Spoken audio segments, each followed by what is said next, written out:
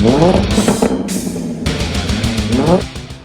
tarde, pessoal, tudo bem? Aqui é o Júnior do Auto Center Maurílio com vocês de novo. Como eu falei para vocês, eles estavam desconfiados que era a embreagem que tinha estourado, né? Ou fosse alguma coisa do câmbio. E aí já teve o diagnóstico já. Desmontamos a embreagem, pessoal, ó. E ela que tá dando um tranco, não sei se vocês conseguem ver. Ela com certeza ela devia estar batendo para lá e para cá. Quebrou os rebites dela.